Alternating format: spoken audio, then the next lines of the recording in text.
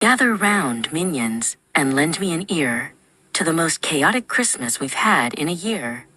As your Baron and father, I've led you with pride through every schemes and every dark-hearted ride. Our lair was all cozy, the lava was glowing, while outside the window the freezing was snowing. I thought we'd have peace, just a villainous rest, but Pinky decided to put us to the test.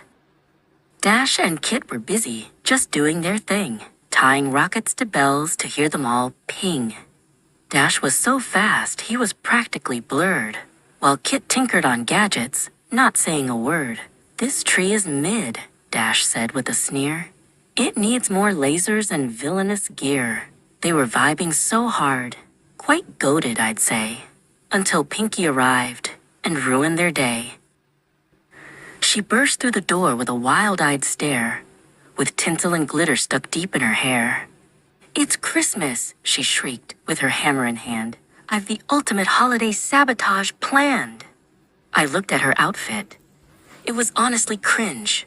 She'd gone on a festive, bright pink-colored binge. "Pinky," I said, "take a breath, take a seat." But she was already prepping a, quote, villainous treat. She dragged Dash to the kitchen to help with the dough. "We're making some snacks for our holiday foe." They whipped up some cookies, but here was the fault.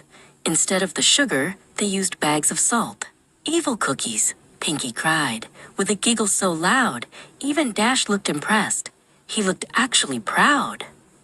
They shaped them like lumps of coal, jagged and gray, to ruin the taste of the big bearded guy's day. Then Kit joined the fun with a bottle of blue. "I've got a special drink for the big guy to chew." They poured out the milk, but they added a dash of chocolate milk of magnesia to make a big splash. "One sip," whispered Pinky, "and he'll run for the door. He won't be delivering gifts anymore." It was foul. It was gross. It was totally vile.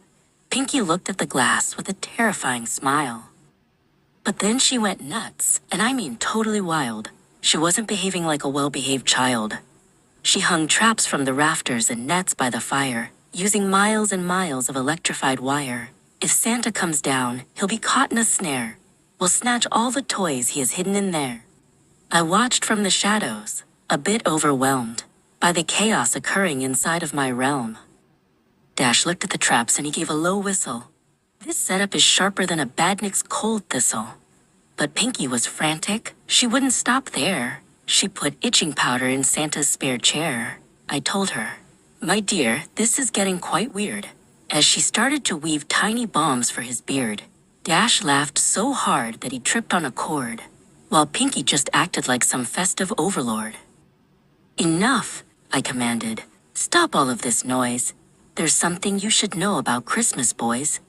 I turned to young Kit, who was holding a trap. "You can put down that net and your Santa-themed cap. Old Chris isn't coming to visit this year. He won't be arriving with sleigh or with deer. He's locked in a dungeon, or so I have heard, for tax evasion." Yes, isn't that just absurd? Dash and Kit stared at me, totally stunned, realizing their prank fest had just been outgunned. "Tax evasion?" Dash asked. "That's actually based. The man is a legend. What a talent to waste." They sat on the rug and they shared a salt treat, finding the crunchiness actually quite sweet. They didn't mind that the plan fell apart. They had villainous spirit deep down in their heart. So Pinky calmed down, though she still kept her hammer, and we ate a grand dinner amidst all the clamor. We're a family of villains, a bit of a mess, but on Christmas, we managed to find some success. It might be a cringe way to spend the whole night, but with salt and bad milk, we did it just right. Merry Christmas to all, in our lair by the sea, from my weird little minions, and, of course, from me.